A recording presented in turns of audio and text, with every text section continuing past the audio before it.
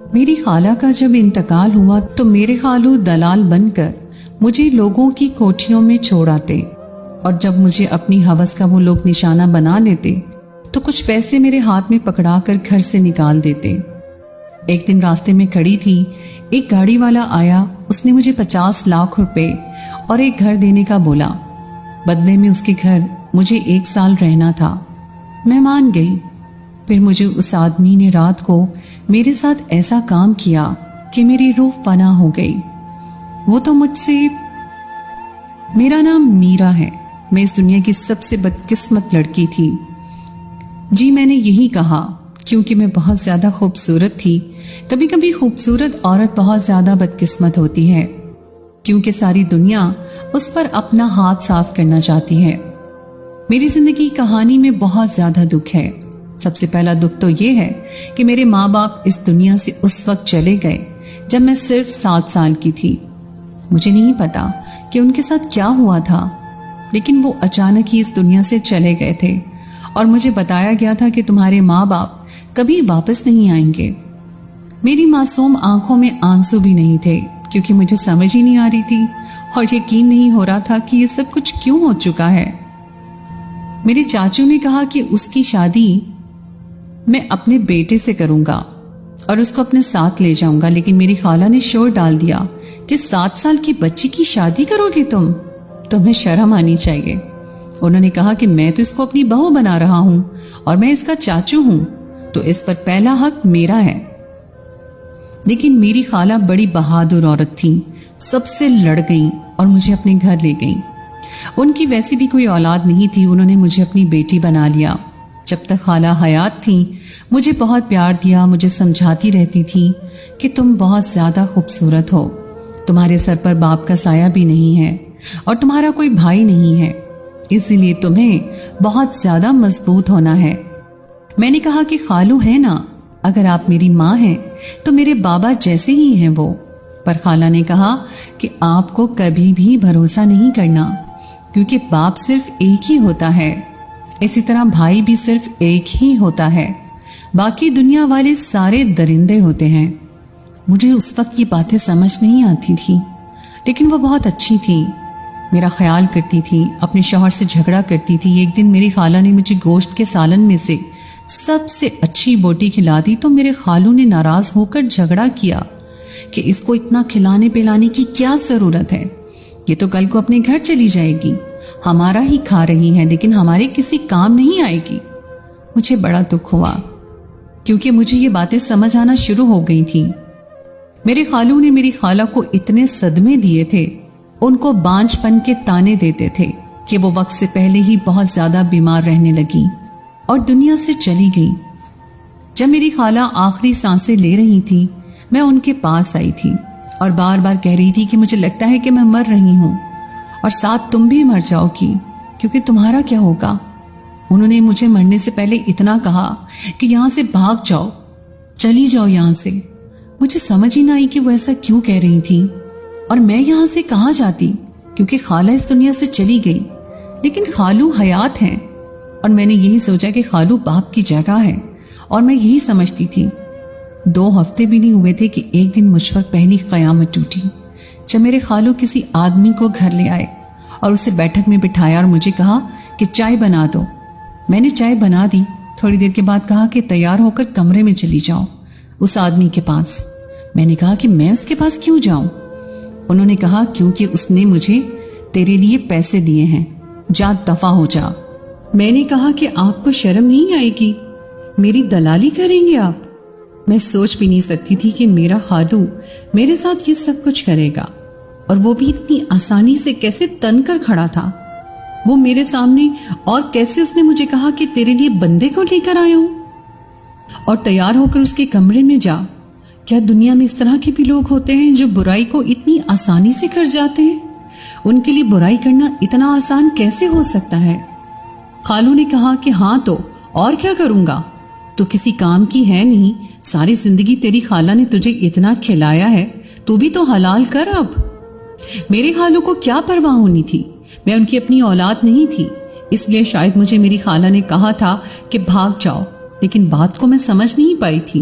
लेकिन आज भागने की कोशिश की पर नाकाम रही। खालू ने मुझे 2 थप्पड़ लगाए और एक कमरे में धकेल दिया, जिस कमरे में मेरी जिंदगी की बर्बादी शुरू हुई थी। सुबह मैं ऐसे ही बैठी थी जैसे कि मेरा सब कुछ ही खत्म हो गया था, जैसे मेरे अंदर जान भी नहीं थी। लेकिन मेरा खालू बहुत खुश था। उसने कहा कि अरे पागल, तुझे नहीं पता, तू पास हो गई है।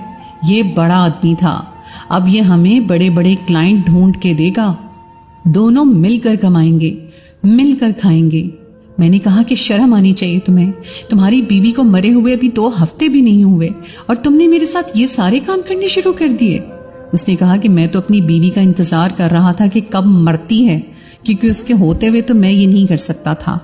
मेरी तो पहले दिन से ही तेरे पे नजर थी, क्योंकि तेरी खूबसूरती के लिए तो लोग हजारों नहीं लाखों देंगे। अगर तूने उनसे भागने की कोशिश की तो मुझसे बुरा कोई नहीं होगा। वो रात को मेरे कमरे को बाहर से ताला लगा देता और खाना देने के लिए ही कमरे को खोला करता था। मुझे समझ नहीं आ रही थी कि मैं क्या करूं। मेरी जिंदगी बर्बाद हो गई थी, मेरे पास जीने का कोई मकसद भी नहीं था, लेकिन मैं यहां से भागकर भी नहीं जा सकती थी। इसके बाद मेरे खालू ने सिर्फ अमीर या क्लाइंट लेना शुरू कर दिए और वो मुझे बड़ी कोठियों में ले जाता। वो बंदा जिसने सबसे पहले मेरी इज्जत पर हाथ डाला था, कभी किसी के बारे में फोन करके बता देता तो कभी किसी के बारे में। वो मुझे बड़ी कोठियों पर छोड़ के चला जाता और उस कोठी में मुझ पर रोज एक और कयामत टूट पड़ती और सारी रात मैं यही सोचती रहती कि मैं पैदा ही क्यों हुई थी। मेरे माँ बाप के साथ मैं भी मर जाती, माँ बाप के साथ ना मरती तो खाला के साथ मर जाती। बस किसी तरह मैं मर चुकी होती तो मेरे साथ आज ही सब कुछ ना हो रहा होता। मेरी जिंदगी अजाब हो चुकी थी, मेरी जिंदगी का कोई मकसद नहीं था। मुझे समझ नहीं आती कि मैं क्या करूं, कहां जाऊं। मुझसे खालू सारा दिन घर के काम भी करवाता था और घर के बाहर से ताला लगा कर जाता था, लेकिन खाना वो मेरे लिए अच्छा लाता था कि मेरा चेहरा खराब ना हो और मैं इसी तरह खूबसूरत रहूं। और मेरे साथ इतना सब कुछ हो गया था, अब तो मैं पत्थर की हो गई थी। मुझे कुछ महसूस ही नहीं होता था, जिंदगी कैसी गुजर रही थी। एक दफा मोहल्ले वालों ने कहा कि तुम यहाँ पर गलत काम कर रही हो, हम तुम्हें इस मोहल्ले से निकाल देंगे। बात तो घबराने की ये थी, सारा मोहल्ला हमको इस मोहल्ले से निकालने के लिए आया था और वो हमें यहाँ से निकालने के लिए कुछ भी नहीं कर सकते थे।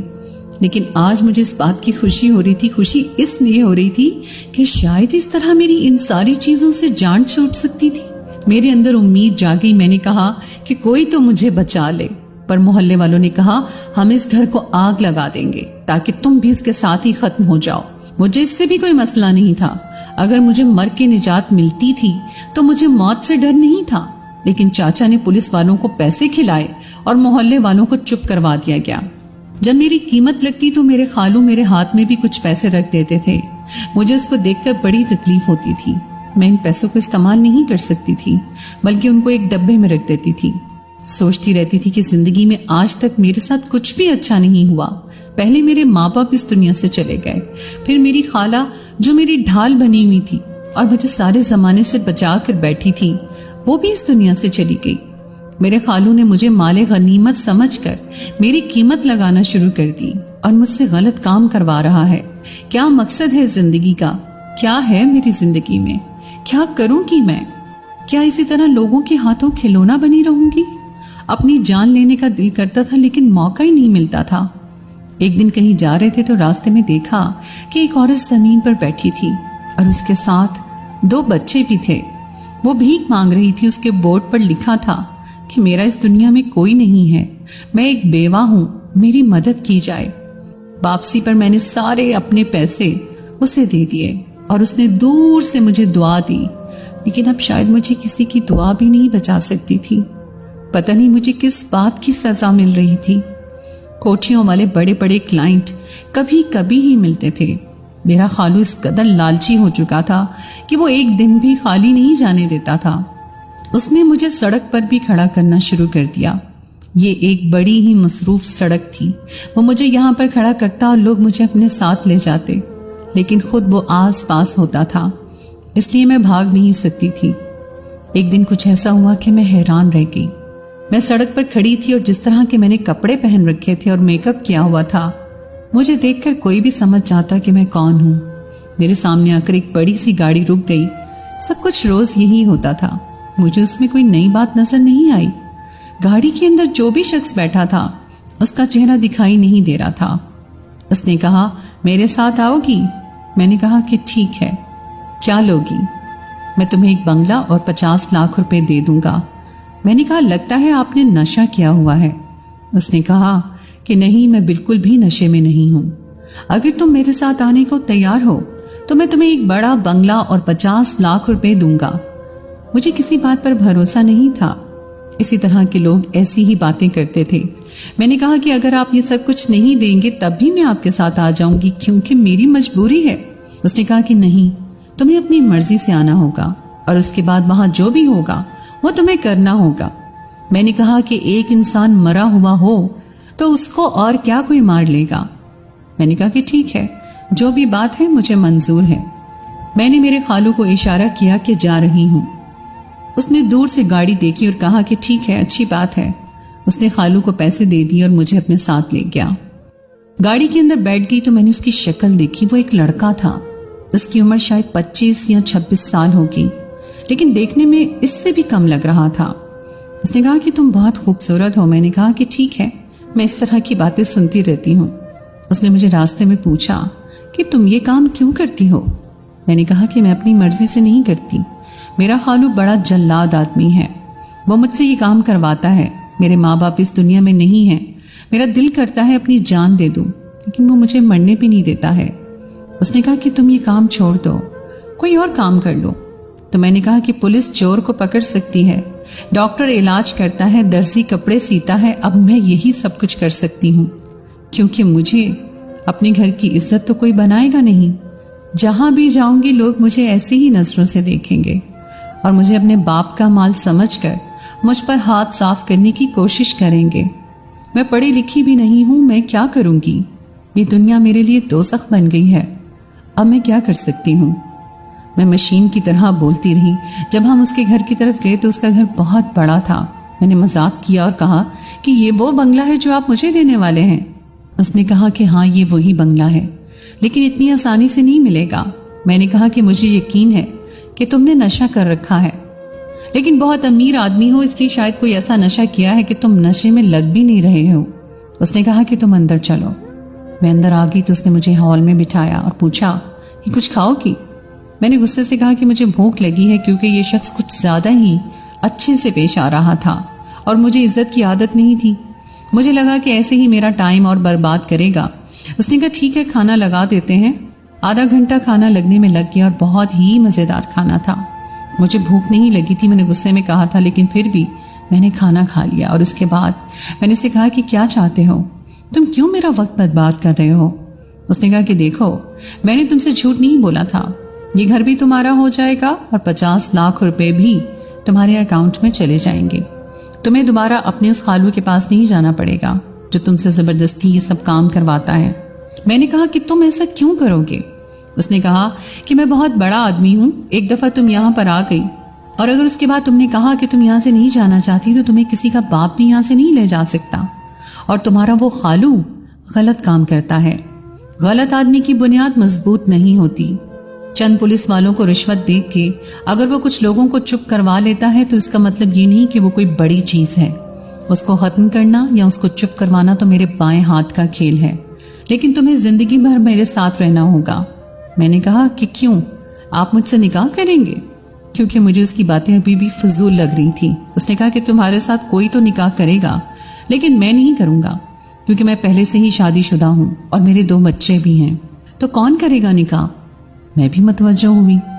देखो, मैं तुम्हें इस घर में लेकर आया हूं। यहाँ पर एक शख्स है जिसके साथ तुम्हें निकाह करना होगा। तुम उसके निकाह में आ जाओगी, उस घर की बहू बन जाओगी, ये घर तुम्हारा हो जाएगा और 50 लाख रुपए भी। ये मेरा घर नहीं है, मैं किसी और घर में रहता हूँ। ये समझो कि ये घर तुम्हारा है। मैं यहाँ कभी कभी आया करूंगा, लेकिन जिससे तुमने शादी करनी है वो कोई आम इंसान नहीं है। मैंने कहा कि क्या मतलब? मुझे अभी भी कुछ समझ नहीं आ रहा था। फिर उसने कहा कि मैं तुम्हें दिखाता हूँ, लेकिन तुम्हें अपने आसाब को मजबूत करना होगा। तुम्हें ये फैसला करना होगा कि अगर तो यहाँ रुक जाओगी तो तुम्हारी जिंदगी बहुत ज्यादा अच्छी नहीं होगी, लेकिन कम से कम उस जिंदगी से तो बेहतर ही होगी जो अभी तुम गुजार रही हो। जगह जगह ठोकर खाने से अच्छा है कि इंसान एक जगह ठोकर खा ले। मुझे उस शख्स की समझ नहीं आ रही थी। वो मुझे दूसरी मंजिल पर ले गया। वहां एक कमरा था। मुझे किसी बात का डर नहीं लग रहा था। इज्जत तो पहले ही लुट चुकी थी, डरने की क्या जरूरत थी। एक औरत के पास सबसे कीमती चीज उसकी इज्जत होती है, और जब वो छीन ली जाती है तो फिर वो किसी से भी नहीं डरती। उसने कमरे को ताला लगाया हुआ था। जब कमरा खोला तो अचानक से एक शख्स सामने आया और किसी छोटे बच्चे की तरह हमें डरा दिया। जैसे बच्चे दरवाजे के पीछे छुपकर आपको डराते हैं और फिर हंसते जाते हैं। फिर वो मुझे देखकर कहीं खो सा गया। उसने कहा, ये है मेरी दुल्हन। तो उस आदमी ने कहा कि देखो, ये ही तुम्हारी दुल्हन है, कितनी खूबसूरत है ना। मैंने उस शख्स को देखा। उसकी उम्र भी शायद 18-19 साल थी, लेकिन वो बच्चों की तरह हरकतें कर रहा था। उसने अपने कपड़े फाड़कर कमरे की हालत भी बहुत बुरी की हुई थी। हम लोग वापस आ गए और उसने मुझे अपना नाम बताया। उसने कहा कि मेरा नाम अहमद है और ये मेरा छोटा भाई है। किसी लड़की से अपने कॉलेज में मोहब्बत करता था, लेकिन उसने उसको धोखा दिया और उसने अपनी जान लेने की खातिर छत से छलांग लगा दी। चोट उसके दिमाग पर लगी और अब ये किसी बच्चे की तरह हो गया है। डॉक्टर से बात की है, उसका इलाज चल रहा है। डॉक्टर कहते हैं कि इसको कोई प्यार करने वाला मिल जाए तो ये ठीक हो सकता है, लेकिन एक पागल से शादी कौन करेगा। इसलिए मैं इसके लिए कोई लड़की तलाश कर रहा था, लेकिन उसको भी खूबसूरत लड़कियां ही पसंद हैं। इसलिए मुझे तुम नजर आई। 2-4 दिन तुम्हारी रूटीन देखी, मुझे पता चल गया कि तुम क्या काम करती हो, और फिर उसके बाद मैंने तुमसे ये बात की। अब फैसला तुम्हारे ऊपर है। कोई भी लड़की किसी पागल से शादी नहीं करना चाहेगी, लेकिन जो जिंदगी तुम गुजार रही हो उसको अपने सामने रखकर सोचो तो जो कुछ भी फैसला करोगी मुझे कबूल होगा। अगर तुमने वापस जाना है, मैं तुम्हें वापस छोड़ाऊंगा। अगर तुम्हें यह सब मंजूर है तो कल ही निकाह की रस्म करेंगे। अब मैं उस शख्स से यह सवाल नहीं कर सकती थी कि यह मजाक है या नहीं, क्योंकि मैं सब कुछ देख चुकी थी। फिर मैंने दीवार पर देखा, उसी पागल की तस्वीर लगी हुई थी। वो तस्वीर में कितना खूबसूरत और सुलझा हुआ दिखाई दे रहा था, लेकिन किस्मत ने उसके साथ ये सब कुछ किया था। एक गहरा समंदर और एक तरफ खाई हो तो इंसान किस तरफ जाए। अगर मैं खुले समंदर यानी कि उस बाजार में वापस चली जाती तो डूबने के ही ज्यादा इम्कानात थे, लेकिन अगर मैं खाई में गिर जाती तो शायद जख्मी होती, लेकिन बच जाती। मैंने वहीं पर खड़े खड़े ही फैसला कर लिया कि मुझे वापस नहीं जाना। मेरे पास वैसे भी खोने को कुछ भी नहीं था। उसकी बात मेरे दिल को लगी थी कि जगह जगह से ठोकर खाने से अच्छा है कि इंसान एक ही जगह से ठोकर खा ले। मैंने अहमद को कह दिया कि मुझे वापस नहीं जाना। उसने कहा कि तुम अपने होशा हवास में कह रही हो। तो मैंने कहा, हाँ, मैं बिल्कुल अपने होशा हवास में कह रही हूँ। उसने कहा, ठीक है, फिर आज से तुम यही रहोगी। तुम कमरे में आराम करो और तुम्हारे खालू को मैं खुद देख लूंगा। उसके बाद मैंने अपने खालू को कभी नहीं देखा और अगले ही दिन अहमद के भाई अली के साथ मैंने शादी कर ली। अब मैं उसकी बीवी हूँ, इस घर की बहू हूँ। ये घर मेरा है और मुझे पैसे भी दिए गए हैं जो कि मुझे हक महर की मद में दिए गए हैं। अली बहुत ज्यादा गुस्सा करता है, लेकिन कभी कभी मेरी बात मान लेता है। उसको समझाना ऐसा ही है जैसे किसी बच्चे को संभाल रहे हैं, लेकिन अब उसकी हालत बेहतर हो रही है, क्योंकि जो बात वो किसी की नहीं मानता था वो मेरी जरूर मानता है और ज्यादा शरारत भी नहीं करता। डॉक्टर कहता है कि सब कुछ ठीक हो जाएगा। अब यही मेरा शौहर है और मेरे खालू को तो ये भी नहीं पता कि मैं कहाँ गई, किसके साथ चली गई। अब भी कभी मुझे तलाश करता होगा। कहता है, अहमद कि तुम्हें इस बारे में सोचने की जरूरत नहीं है, क्योंकि वो तुम्हारे तक कभी नहीं पहुंच पाएगा। मैं इज्जत से घर में रहती हूँ, अच्छा खाती हूँ, अच्छा पीती हूँ, मेरा एक शौहर भी है जैसा भी है, पर कम से कम मैं किसी के निकाह में तो हूँ। अब जिंदगी से शिकायत नहीं है। मुझे उम्मीद है कि एक दिन अली बिल्कुल ठीक हो जाएगा और वो मेरा मुहाफिज बनेगा। लेकिन अगर मैं ये बात उसे बताऊंगी कि मैं कौन थी तो उसका क्या रद्द-ए-अमल होगा।